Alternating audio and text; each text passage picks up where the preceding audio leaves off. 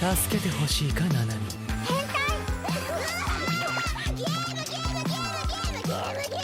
心を燃やせ。限界を超えろ。 Hello and welcome to More Than Headlines, your weekly anime news podcast powered by Audio Technica, made by Australians for global citizens. I'm your extremely humble host, Brendan White, aka the Salt and Pepper Senpai, and joining in the studio, my trusted co-host and rival, the Alma to my nay, Mrs. Courtney Smith. How the bloody hell are ya? I am good. How are you? Doing good. We are recording on Sunday, the 9th of February at approximately 2:22. Little palindrome time there, Courtney, but the sun is shining. The wind is blowing, though. Like, it feels dangerous outside, so I'm happy to be in talking anime and life with you. Yeah, it's so hot outside today. I do not want to be anywhere near that sun, especially because I just got my brand new tattoo of Nanami. Baby. Yes, it's so good. People who are listening, make sure you check me out on my Instagram because I posted pictures there and you will appreciate it if you love Jujutsu Kaisen. But I was thinking, Brendan, because before we start recording, we were talking about wrestling. I was just thinking the anime to wrestling pipeline is so real. Oh yeah. There's so many synergies between the melodrama and the soap opera and the larger-than-life characters between these two fantastic mediums. And I have watched a couple of wrestling anime. They haven't been the best, but it lends me to be hopeful for the future. And obviously we talked about someone lending their vocal talents to the English dub of Sakamoto Days from the wrestling world as well. So, yes. You know, we've got Alexa Bliss dropping some vocal work in Sakamoto Days at the moment. So, yeah, the synergies and the coming together of two of our favorite things cannot be stopped. Yeah, it's so crazy. Just looking at the costumes, which has got me really interested in wrestling in the first place. Those costumes, the way it is so like anime dramatic is very, very cool. Yeah, you could see almost like a future season of JoJo's being tied into professional wrestling, you know? Like that would not look out of place at all. And now I'm kind of hoping that happens in the future. Yes, please. I'm begging. Yeah, but head on over, check out Courtney's fantastic ink. Her right arm is just becoming a thirst trap for anyone out there that is looking for sort of fantastic black and grey tattoo of male anime fandom. Yeah, take a peep at Courtney's right arm and take a peek at her first professional cosplay photos also up there. Oh my Shout out gosh. to you taking a plunge. I know. Little Momo Smith over here. Honestly, it is so much fun. I think cosplay is something I wanted to do since I was maybe like 15, 16. But, you know, at the time, and it didn't really have the money to get into it. And then when I did have the money, I was pretty self-conscious and thought, you know, if I can't look exactly like the character, then I just shouldn't do it, like, because it's cringe. But after, you know, coming into my mid to late 20s, I'm like, you know what? I should just do the things that I want to do. And honestly, it's like healing my inner child. It's so much fun. It makes me very happy for you and for people that share that similar story where there is that hesitancy where it's like, yes, I don't look exactly like character X or character Y, or the costume that I put together isn't, you know, beat for beat perfection. Like the fact that you're just having a crack, you're making it work, you're owning who you are, you're owning that world and that stage and that moment as that character. So yeah, hat tip, double thumbs up, all the emotional and literal fireworks for you and anyone else there having a go in 2025. Yeah, definitely. If you're keen to get into it, just do it, guys. Just have a go. There's nothing that you can lose by just having a go. What's the worst that happens? You fall over and then you just dust yourself off and get back up and keep on rolling. Like, you know, could be far worse things, but also far better things, which you're going to be talking about. So I guess we should drop this in to get it going. You like the news? Oh, my brain is rattling. All right, let's get into the headlines. Story number 1. It's been announced that the 3rd season of Oshi no Ko will premiere in 2026. The announcement also came with a teaser video and visual featuring Ruby in a cute pink outfit. Yes. Like, even though I felt this was very much inevitable, I am nowhere near less excited for this announcement. Like Oshi no Ko, I feel like it's had one of the strongest starts to an anime that I can remember, especially being consistently great from season 1 through to season 2, and then seeing the offshoots and the love that's happening around the live action films. Like, this universe is just humming at all cylinders at the moment, and I'm really, really happy for that. I love the anime out of all iterations of Oshinoko the most, because Doga Kobo are just combining that fantastic story that is dripping with drama. Thanks to Akasaka, who is the fantastic mangaka behind this, writing great stories, great characters, and just a great universe, which I am just cannot get enough of. But then also, I love too that we've got such a great, unique, distinctive cast of characters that are so gorgeous, but also just as flawed as they are, attractive and physically good looking. So even though my emotions know full well what's to come, and I guess you now do as well from watching the final act the other day in the cinemas, I still say bring season 3 the heck on. Yeah, after watching the live action film, which did kind of close out the story, I'm still really, really excited for the 3rd season, because there are pieces of that puzzle that just weren't quite in place yet watching the live action. I'm so keen to see kind of how the anime draws that out. And because I know there's more, there's the Crow Girl, there's the, whatever's happening with the town that had the hospital in it. There's some kind of like force there that's driving these murders and mysteries. So I'm really curious to see how it all fits together and how we kind of get to the end stage of this series. Movie did give away the ending, but I don't know how they're going to get there. So I'm ready. Bring on the anime. 2026, I'm coming for you. Yeah, that's the only part that I'm like, damn, we got to wait a full 12 plus months for season 3, but they do say good things come to those who wait. And also any listeners, viewers, Segoy Squad members that haven't yet checked out Oshinoko because you don't have a High Dive subscription, as we've mentioned a few times now, it is available on Netflix as well. So add that to your watch list as soon as possible, because it's some of the best anime doing the rounds at the moment. Yes. All right, something else that's doing the rounds at the moment, and I guess navigating the news-based pitch, if we wanted to sort of tie in a sports-based pun, a brand new soccer manga named Embers launched this past week in Weekly Shonen Jump, the Shonen Jump app, and the Manga Plus app. The sports action manga is drawn by artist Sotaro Nishi, who is also an assistant on the Blue Lock manga. So we're getting some soccer/football synergies here, Courtney. Yeah, so a lot of new stuff has been popping up on all the manga apps. As the new year comes around, lots of new artists are kind of pitching their stories, things are getting published. So I saw this one pop up in the app earlier this week, and I'm really keen to check it out after seeing that Nishi-sensei is the artist behind it, because we'll see a lot of these mangaka who are assistants on currently running and publishing popular manga. They'll often go, once it's finished or once they have a bit more time, they'll go and make something that they're keen to make, and often it is in a very similar vein to what they've already been doing. So the character designs are really, really cool, and I'm loving this influx of sports media that we're seeing. Yeah, the art style, super duper clean.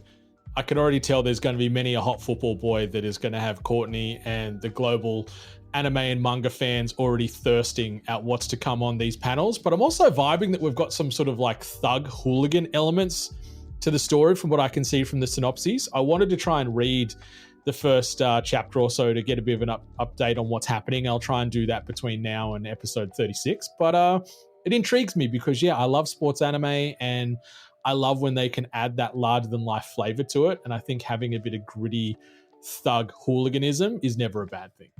And I wanted to mention as well, another series that came out on the Shonen Jump app earlier this week is something called The Martial King. And I don't know if you saw this one as well, Brendan. No. But it's by Boichi, who is the main artist in Dr. Stone. And the story is about cowboys. So of course I had to check it out straight away because I love cowboys, and I was going to talk about this in the manga section, but we're here now, so let's go. Basically, this guy, the first chapter, it's a cowboy. He kills his dad for his treasure. Then they find, like, some desperados find him. He's naked. And they're like, who the hell are you? Give us the treasure. And he's like, no, I'm going to go to cowboy school and become the best cowboy. And I was like, what is happening? I love this, but what is happening? I love that there's a cowboy school. I'm looking at a couple of stills from the panels, and it's got a cool art style.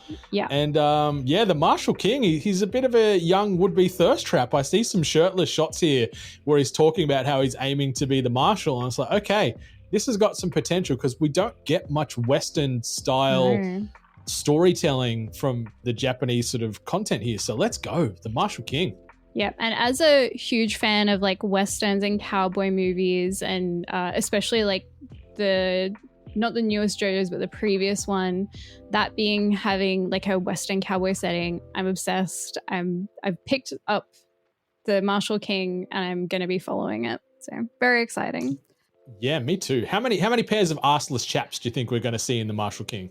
I hope it's a lot, actually. I hope this goes for like a really like camp vibe, like playing into that cowboy camp. But the last story that we have today, still on that manga train. If you've ever wanted to read manga on your Nintendo Switch, it'll be possible from March 13 this year.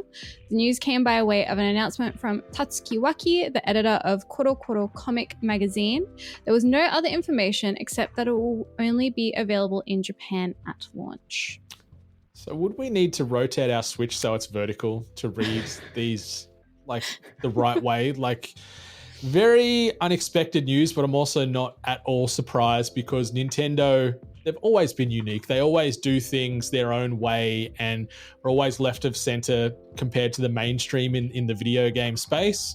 And their products and functions constantly sort of are, more kooky and quirky and memorable compared to, I won't say copy paste, but the safer choices that PlayStation and Xbox typically make. This is not the way I choose to personally consume my manga. My iPad is my life when it comes to manga because it just fits and works oh so well. Like, unless I've got a physical copy of said manga, digital on the iPad is king. And one of the main concerns I have with this is the battery life on the Switch sucks ass. So I don't want to get halfway through like a chapter and then I've got to like have a portable charger connected to my Switch, which I'm holding awkwardly on the vertical to swipe through pages anyway. So yeah, I don't understand this at all, but good on Nintendo for continuing to be just the lovable weirdos that we all adore and wish the best for. Yeah, because there have been other kind of ways to read manga on the Switch previously, but this is the first one I think that is vertical. I think all the others have been horizontal, and I'm not sure how official they were, I guess. But yeah, I don't know how this is going to work out. I love reading manga on my iPad, and especially since, Brendan, you've gotten me into reading manga. I'm reading it every night now, whether it's on my iPad, on my phone. But what I do love is that I can zoom in, right? Like if I really want to look at a panel close up or really see what's there, I can do that. And I don't know, like I'm sure you could do it on the Switch, but I don't know how the quality would be. The screen's a bit, the screen is quite thick. So I'm not sure how it will translate. There's not a better way to read manga at the moment besides iPad. Like it even beats physical copies for me. Yeah, I like the physical touch, and it's always good to, put something on a shelf and see that you own the physical piece. But yeah, iPad reading is king. Yeah, definitely. So I guess Koro Koro comic director Tatsuki Waki, good luck to you. We'll see how this goes in March later this year. But let's get into some rapid fire news presented by Otaku Box, the only anime box with scale figures, voting, and ecchi. Frieren and Look Back win Best Television Anime and Best Animated Film Award at the Tokyo Anime Film Festival.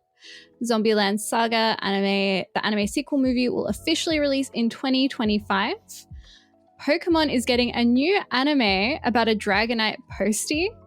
And Viz Media have licensed the Kingdom manga. Some big news there. Huge. Firstly, kudos, hat tips, all the praise to Look Back and Frieren. I think they are very deserved winners for both their categories there.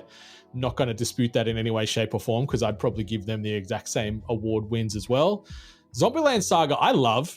It is so silly and so stupid, but I am here for a zombie pop band any day of the week. So getting a sequel movie, yes, let's go. And the fact it's coming out this year, even better. And the last one, I think we constantly forget how big a franchise Kingdom is. It is one of the better ongoing animes doing the rounds. The live action TV series and the films they've done with it, all fantastic. I haven't still read a lick of the manga, but I know I probably want to because you and I both talk how much we appreciate period piece storytelling, and Kingdom does it better than a lot. So maybe I'll put my money where my mouth is one day and give it a read. But yeah, I'm actually surprised it's taken so long for someone like a Viz to latch onto them, because they've been around for a while. Yeah, so the Kingdom manga announcement, when I saw that, I had to double take, and then I had to go and read like every source I could find on this story, because I was like, this can't be real. Like, I've been waiting for years. I remember when my friend first said, Courtney, you should read Kingdom, and there was nowhere to read it except some sites that I was like, this is going to give me a virus. I'm not going to read it. And now they're licensing it, which means we're going to be getting it on the Shonen Jump app, hopefully. We'll be getting maybe a new release of physical copies. It's really long running. It's fantastic. I'm so keen to dive into it. Yeah, I double took when I saw the headline too. I'm like, is this a new unrelated manga called Kingdom? And then I clicked through and I'm like, I know this world. I've watched some of this stuff. What is happening? But now I guess it's nice to see we finally got some clarity, and hopefully it exposes this great world to more readers. Yes, I'm super excited. Yeah. But let's talk about what we've been watching this week, Brendan, because I don't know about you, I'm a little bit behind, but I've been reading so much manga. Proud and of you. I blame you. I blame you for all of this. I'm going to talk about Solo Leveling first. I just watched season 2, episode 5. So this is the episode that came out last Sunday. I haven't watched the most recent episode, but everybody wants to recruit Sung Jin-woo in this episode. It's really cool seeing him use his abilities that other people don't have. So he uses his stealth to go around and help out this huge party of A ranks and B rank hunters. But the mage is like, hey, is this guy dumb? Like, we literally can see him using stealth. Like, what does he think he's doing? It was a great episode, and it really set the table for episode 18 that dropped overnight / this morning. Hype. Like, I'm trying to avoid spoiling too much for you and our fantastic listeners and viewers here, but the fight against Kargalgan was so fucking sick. It was great to see not only, Sun Jin-woo doing his thing, but Igris, Iron, and the broader Shadow army that he's assembling bigger and better by the minute, just running roughshod through this sort of orc-based battle that's playing out. But it is super duper mega stylized, Courtney. Like, the animation, you could see A1 threw some extra coins in the bucket for this one because it is looking fantastic. I will say there is a constant focus on some like flags or like material hanging from the rafters with like the orc insignia on it that is done digital, and it sort of does stand out. And I don't know why they keep going back to it so often in last episode and this episode. That's the only sort of black marker. I'm like, ooh, less of that, please, because it takes away from just this super cool, stylized, polished, hyper violent, hyper awesome fight between these two armies. And just watching this like raiding party just having to stand back and watch Sun Jin-woo do his thing. Like, they're all useless in this sort of circumstance. And then Sun Jin-woo like asked the raid leader, is it okay if I take care of this? Like, you guys are pretty cooked right now. Do you give me the approval to fight this? And he's like, yeah, go for it. And so it's just bang, bang, bang. And it's just so good. Probably one of the best episodes of this young second season so far, because we get amazing fights.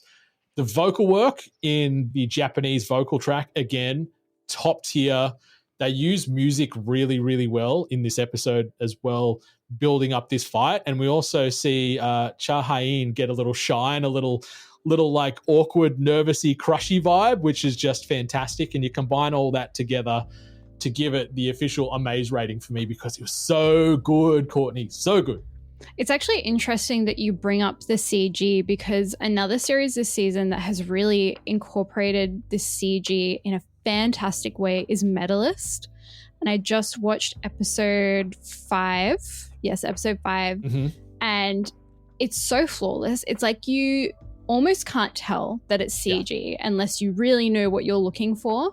But they've done it so well. And I'm like, share your secrets with everyone else in this industry, please, because I want more of this. Yeah, Medalists do it perfectly, but there was just a couple of moments, especially when you're seeing Sun Jin-woo and this raiding party walk into this big great hall with all the orcs, and you can see the same orc archetype copy pasted over and over and doing the same sort of movement, and then you tie that into these flags or these banners. Banners is probably the perfect word I was looking for earlier.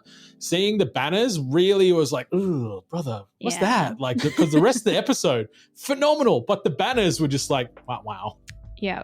I've also just watched Apothecary Diaries season 2, episode 4, Mao Mao and the Mirror Mystery. This was such a fun episode. Just, they come to her like, we've got this locked room mystery almost.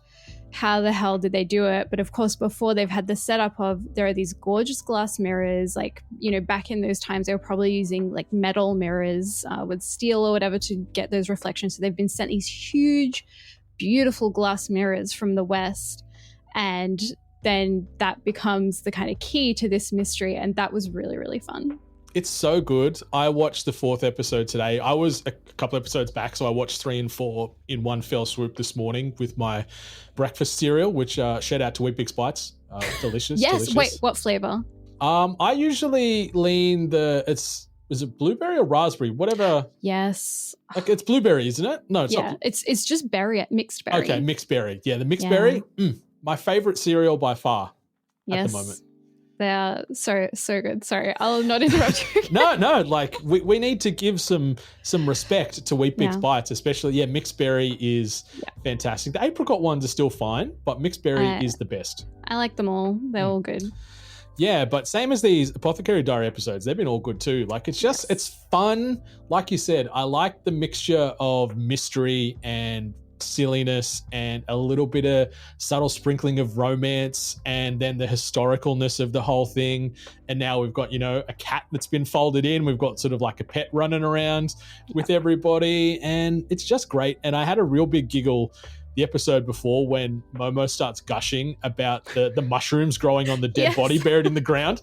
It gave me real like Hannibal vibes. I don't know if you watched any of the Hannibal series, but really creative killing and stuff. And that's what that tied into. I straight away flashed back to that. But she's like, oh my God, I've been treading on this dead body where all these mushrooms grow all the time. Ah! And everyone's just like, you right, girl? It's so good. She's so funny. And the last series I kind of want to call out here that I haven't spoken too much about, but I have a crush at work, also known as Can You Keep a Secret? I just watched episode 4. I love a good office romance, and this anime is delivering on all fronts. The fact that they're already together is a bonus. Like, they get together before episode 1, so we see that relationship. Yui, she's always getting flustered while she's trying to play the tsundere girlfriend at work. Like, whenever she sees him, she's like, oh, you're just so annoying. And he's like, what are you talking about? Like, we're together. He's the star of the finance team, and this episode, Yui gets a bit jealous, and she's like, why is everyone talking about how cool he is? Like, I know he's cool. I'm dating him, but she can't tell anyone. So she's dealing with those feelings, and it's very wholesome. In the end, she's like, yeah, I get it. He's cool and based and the best guy in my office. So good. I'm glad everyone's gushing over him. I still haven't watched this. Like, sorry for my ignorance here, but where do I find? I went looking for this the other day and I couldn't find it on like all the major streamers. So I found it. I got a copy off the back of a truck, fell off. I like picked up. I was like, oh, what's this? Put it in my computer. So lucky. Yeah. So that's. Well, I just got to hope that truck drives past my place sometime soon, because I went digging for it the other day and I couldn't find it on all the main platforms. So that's a shame, because it sounds fun. It reminds me a lot of I'm Getting Married to the Girl I Hate in My Class, where you've got the adult work-related one, and then I've been watching the high school-related, soon-to-be college one, where they've got a secret relationship going. They've got a feigned disdain towards each other in front of everybody else, yet in the background, there's some potential romance and love bubbling or continuing to bubble. So, please, truck, swing by my house. I'm here all week, so make it happen. I do think, so this is coming from Bilibili, so it is available on their website, but not in Australia. So I'm thinking it might end up going to YouTube or potentially High Dive a bit later. It'll be one of those later pickups from somewhere in terms of like a streaming standpoint, but it is available, just not in Australia just yet. Okay. We will cross our fingers and toes for that to change. Yes. What have you been watching though? Okay, so already talked glowingly about the latest episode of Solo Leveling, but I also wanted to shout out Is It Wrong to Try and Pick Up Girls in a Dungeon has returned after a 4 to 5 week hiatus, which did not irk me at all. Really did. So luckily we got a double episode drop. So we had episode 12 and 13 drop as almost like a, we're so sorry, here's 2 episodes to appease you thirsty fans. And so we jumped right back into the war game between the Hestia familiar and the Freya familiar. And holy shit, do these 2 episodes deliver big time, Courtney. We've got great drama, we've got great fights, massive stakes, a dash of love, countless hero and fist bump moments for a lot of the cast. Like obviously Belle Cornell's the focal point of this story, but so many of the other ancillary characters constantly get to shine in this world, and especially in these few episodes that just dropped this week. So I really, really enjoyed seeing some of these other people get some spotlight and some like kick-ass moments and sort of some payoffs to their stories. And it's delivered some of the strongest content of this season so far. I wanted to give a very special shout out to Ryu Leon, aka Gale Wind. She fucking carves ass and just owns the screen in these episodes. Again, fair-haired elf girls, forever and always, cannot get enough. And also Harahime, who's like one of the mystical sort of 9 cat sort of related humanoids, and she's got massive big abilities, and she sort of has this come out of the shadow moment and has a really big powerful situation play out for her as well. But even though you hear the name, is it wrong to try and pick up girls in a dungeon, think, okay, this is going to be low-end ecchi smut, right? But I wanted to also shout out Fujino Omori, who is the writer behind this fantastic story, because there are so many powerful, badass women in this world who are far more than just TNA, and I am 100% here for it. And in these last 2 episodes, we see so many of these women or these beast women absolutely just crush ass and dominate, and it's really good to see because we still do see in 2024 and 2025 so many women in anime and manga just being nothing more than eye candy or a plot device. So it's kind of cool to see that. So I just wanted to shout that out too, because it's really refreshing and it really adds to the impact of this story. And yeah, I'm definitely sort of putting these in the amazed tier for episode 12 and 13 of season 5. So I'm curious because this is a series that I missed when it first started airing season 1. And I want to get into it, but I'm wondering how much has the tone shifted from season 1 to the current season? Not a huge amount, if I'm being completely honest. It's very consistent. Like Belle still is the little engine that could type of thing. Like he's the underdog that you root for. The ancillary cast has sort of expanded over those 5 seasons, don't get me wrong, but the core and the primary sort of story beats and the vibes and the tones, they're still consistent from episode 1, season 1 through to episode 13, season 5. So I really appreciate too that they haven't sort of jumped the shark at all, and they've kept with that same sort of formula and flavor that just works for me. Yeah, totally. All right, I'll have to pick it up, I think, because you keep gushing about it and I'm so curious now. But you have influenced me in more than one way, Brendan, and I never used to have a reading section on my part of the weekly docket script, but now I do because you've just gotten me into manga, and at the moment I am reading Kaiju number 8. I'm fully caught up with the manga again. It's so good. I'm really glad that it is a monthly release though. Mm-hmm. I think if it were weekly or fortnightly, it would feel quite rushed, but I think the monthly release gives it a lot of room to take up space, which I really like.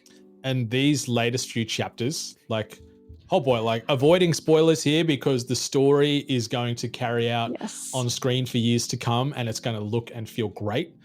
But man, oh man, this story goes some places, and I'm just in love with this world. And yeah, I do enjoy the slow burn monthly drop. I do kind of wish maybe they had a few extra pages to said monthly drop, because it feels like I'm just easing into that latest chapter and then it's like to be continued and you're like, shit. But I love it. I can't fault it.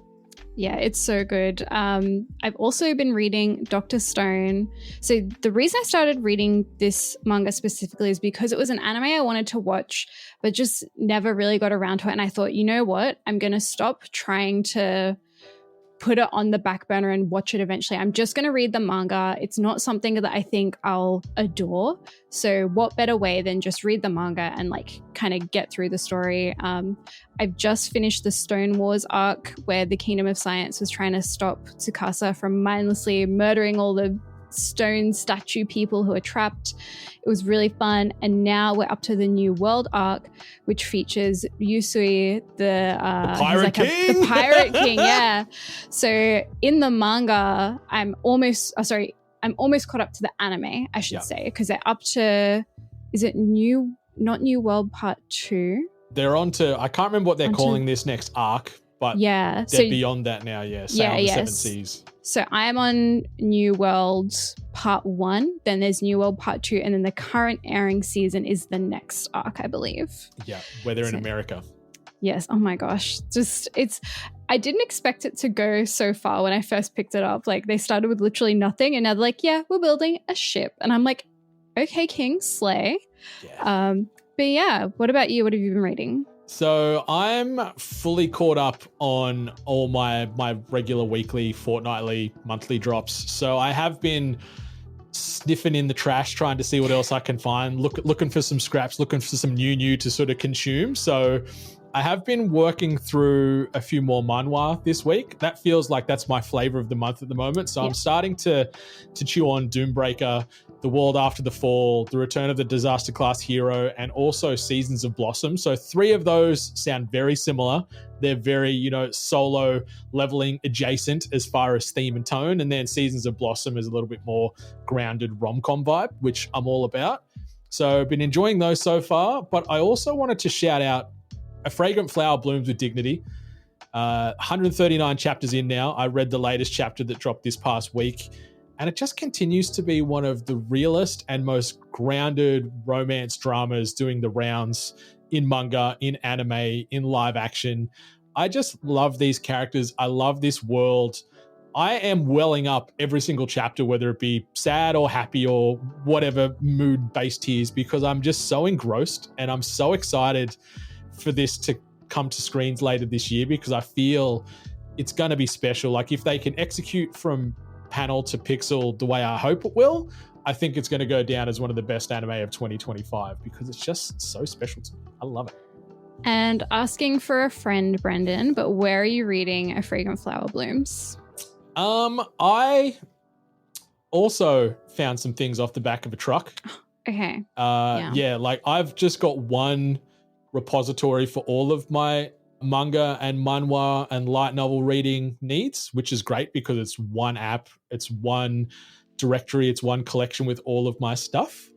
And it's just convenient for me because it works well on my iPad and I can download stuff. So when I'm flying, I can read while I'm in the air. Like, so convenient. It's fantastic. But I'm also looking to start buying the physicals of A Fragrant Flower because I love it so much. It's become one of my favorite stories. Yes. All right. Let's talk about Sakamoto Days. We'll do our recap of episode 5 now. The episode dropped on Sunday, so overnight.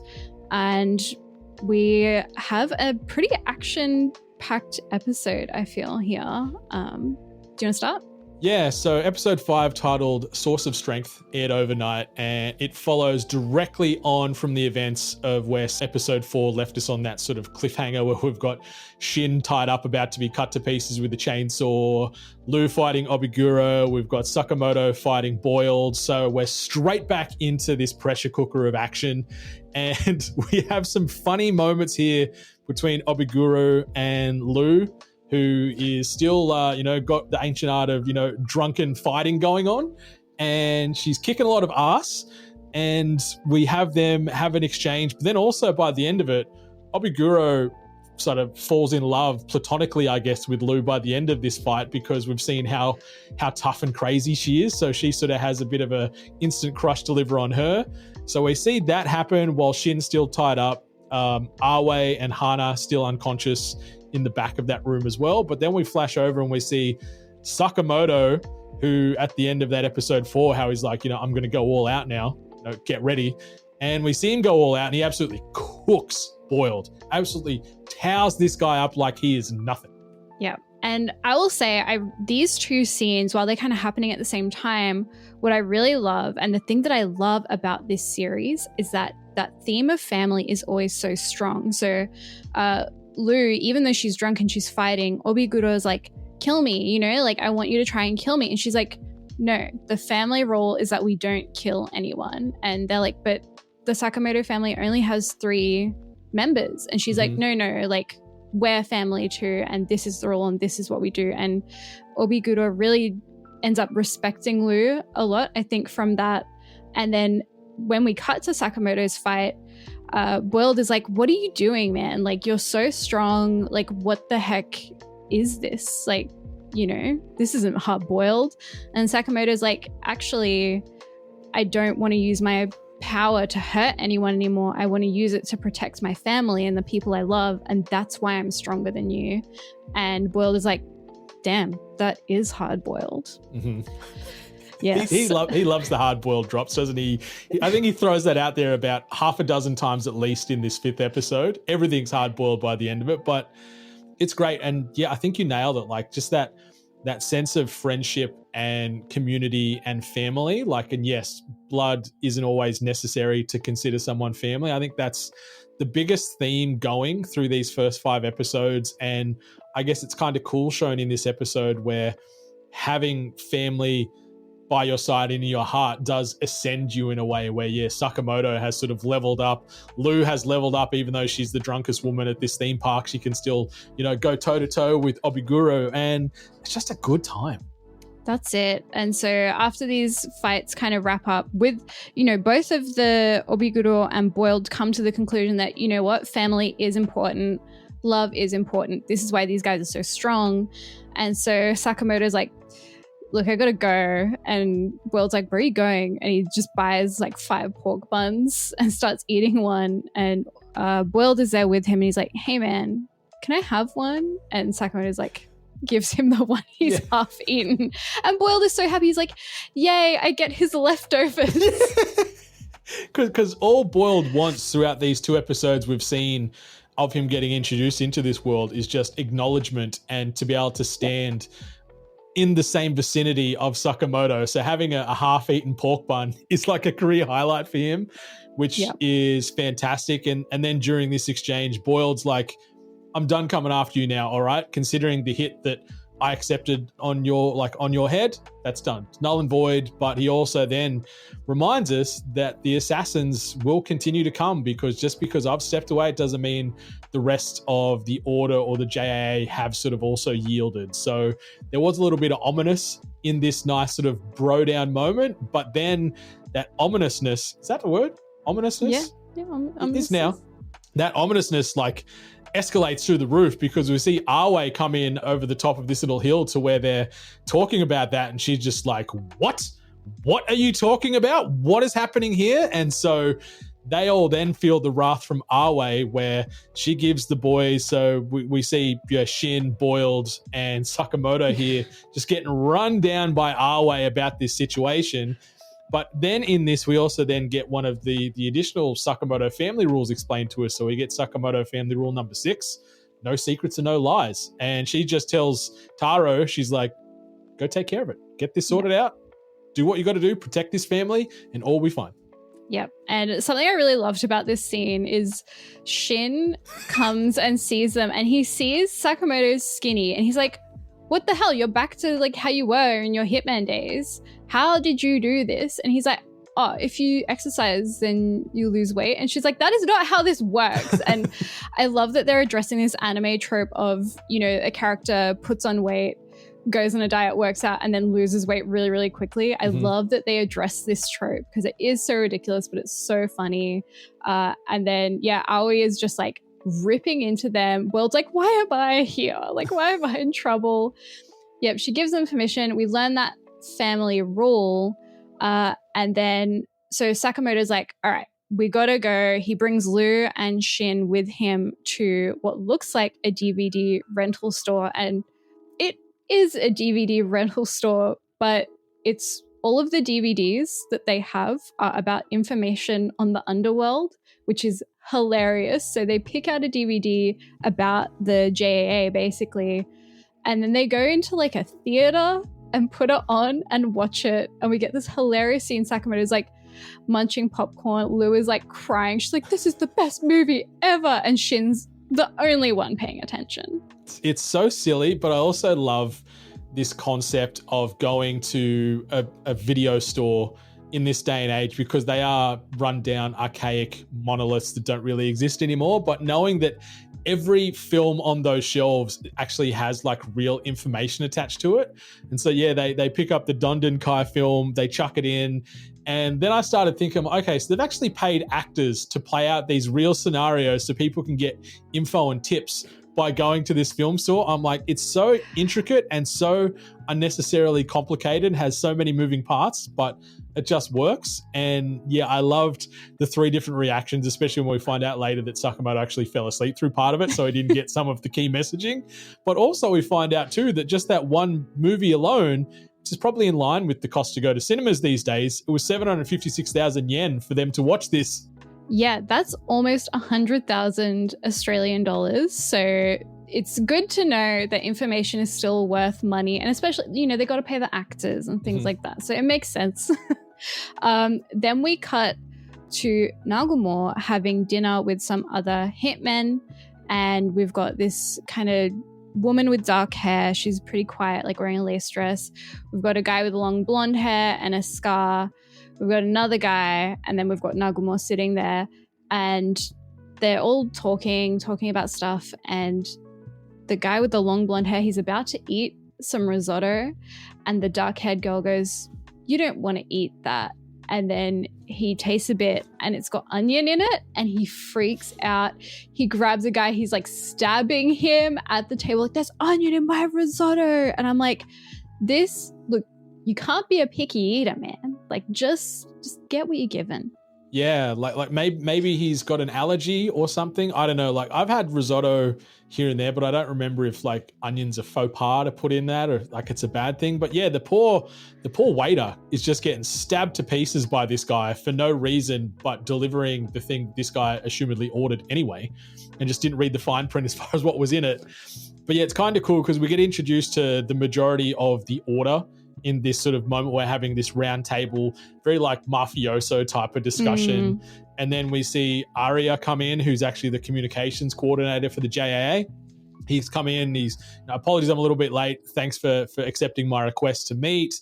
And he asks them to assist in taking down someone who has killed dozens upon dozens of JAA hitmen. And we're just like, oh, okay, so there's someone out there badder than these people? Like, there's a dude sitting at the table that's got like a metallic jaw and like, you know, bolts in his head looking like Frankenstein's monster or something. And then we know how badass Sakamoto is. So if there's someone killing people of that ilk, you go, oh, there's going to be some badness coming our way very soon. Yeah, so we see then Shin, Sakamoto, and Lu are on this stealth mission to try and find the Dondenkai boss, the boss in the HQ. And Sakamoto and Shin have these black outfits on. They're like got their stealth outfits, and Lu is like, "What are you doing?" And they're like, "Oh, it's fun. It's cool, actually." And so they're going through, they're getting people. Then suddenly they take off all of their outfits, and Lu is like, "What are you doing?" And they're like, "Oh, we got bored." On the dub, they go, it got too hot, because they're in like these black coats and stuff. And they're like, yeah, this is too hot, and threw it off. And so it cracked me up seeing them stealth their way through this building. And I loved, because in the Dondenkai movie they watched, like the information movie at the video store, the Dondenkai headquarters was like a 50-story multi-rise building, but then they actually get to the one here and it's like 3 stories. Yeah. Just like little rundown, decrepit, like trash hole. So it made me cackle, sort of going, yep, Hollywood liberties, you know, as we know in film. So that was a good little change up there. Yes, so funny. And then they find a bunch of guys. They're like fighting through these floors, right? They find a bunch of guys. And something that made me laugh a lot as well was when they're in the bathroom with a guy and Lu's like, "You know what? This is really cool. We're like spies." And Shin's like, "Hey, this is really serious," but he's actually having the most fun out of everyone there. Gave us like this silent sort of context bubble on the screen where they're like, yeah, actually having the best time or something. I was like, yeah, you little dork, Shin. And so, yeah, we see them stealth their way up to the top of the building, which is the 3rd floor. And they get into it to take down the Dondenkai boss. But then they're greeted by Nagumo, who's sitting in there. And there is dead bodies everywhere. So you go, whoa, Nagumo's a bad son of a bitch, because after we sort of get a little quick back and forth between the Sakamoto fam and Nagamo, he's then like, all right, it's time for you guys to die. And he sort of does a little jump move really fast. We see how much of a badass Nagamo is. And then he stabs Shin in the neck, and you're like, what? I beg your pardon? And then he's like, haha, joke's on you. It's just a dummy knife. It's like one of them little retractable ones. And so like, oh, thank God. Like, I don't know if I was ready to see one of the main crew get killed off this early. And this was really interesting to me because when Nagumo first came in, and I hadn't read this far into the manga, I didn't think he would be such a major character. So it's really cool seeing that he is, and he's so just the opposite to all the other assassins we've kind of seen so far. And he explains to them, he's like, look, there's a bit of a situation going. Like, the reason I'm here, the reason I've done this is because there's a situation where there are hits on hitmen and people kind of in the order, like they're starting to notice things are happening. There's a shakeup in this world of assassins, and I'm trying to deal with it, basically. And they explain that to him. They're like, look, the order, they were the ones that, you know, kept order within the assassin world, but now someone's doing it without their permission and things are going down. Yeah, and it's very ominous because we find out that this hitman of hitmen, I guess you could say, or the hitter of hitmen, killer of what, I don't know, I can't think of anything witty right now, that he's referred to by the order as X, and he's leaving this big like blood painted X behind from all these sort of crime scenes. We find out that he's already massacred 25% of the JAA, so over 100 assassins have been killed by X already. So again, you go, whoa, this guy or this person means business. There's going to be some big stakes at play here. There might be some potential deaths from our main ensemble cast here. And yeah, we do get a little bit more explanation here where we find out that Sakamoto was once part of the order. So they're, yeah, as you said, Courtney, they're sort of the peacekeepers of the JA. They're like the best of the best of the best that make sure everyone in the JA sort of does the right thing. And so, yeah, Nagamo's part of that crew, the other guys we mentioned at the table earlier, and then, yeah, X-Man Sakamoto was part of that illustrious outfit. And now they're going to go sort of head-to-head with X. And we do see a very brief introduction of X from behind. And I knew in that moment, the second they sort of cut from his fancy shiny white shoes all the way up his white suit to his silver hair, I'm like, Courtney's heart would have been a flutter in this moment. I am damn near sure of it. I literally typed in my notes, I'm like, oh my God, the X guy seems like he'll be hot. And I was so excited because he talked as well. He has like a hot voice. I was like, this is it. Like, I'm dead. Like, this is me done. This guy, if he came to my house and was like, I have to assassinate you, I'd be like, yes, ma'am. Go ahead. Just take your time with it, X, please. Yeah. And so we see this guy, Nagamo, is once again kind of warning Sakamoto and Shin and Lu. He's like, look, these assassins, it's going to get worse. They'll be coming for you because of the hits on the hitmen. Like, they're trying to stop hitmen dying, and the small fry, they're going to come for you. And then eventually the big fish too. So we kind of cut back to a day in the life, I would say, of the Sakamoto store, the convenience store.